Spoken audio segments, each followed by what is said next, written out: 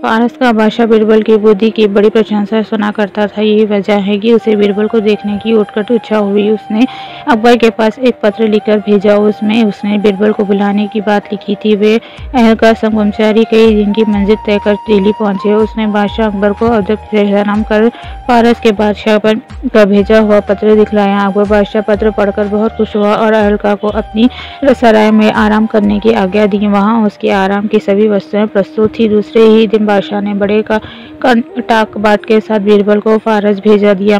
बीरबल ने फारस पहुंचकर शहर के बाहर एक बाग में अपना डेरा खड़ा कराया। उस अहलकार को अपने आने की सूचना बादशाह को देने के लिए फारस के बादशाह के पास भेजा।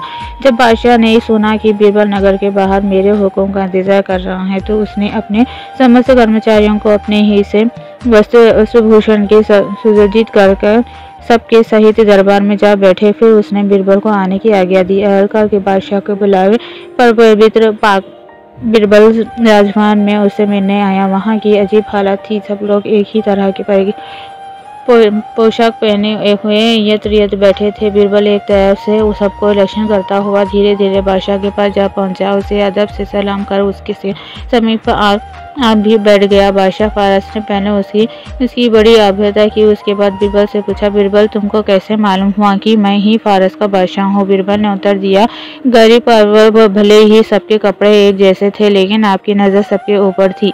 सब ही मैंने गौर किया कि सबका ध्यान आपके ऊपर था। इससे मैंने आपको बिना परिश्रम ही आसानी से पहचान लिया। बीरबल की बुद्धि देखकर फारस का बादशाह बहुत प्रसन्न हुआ।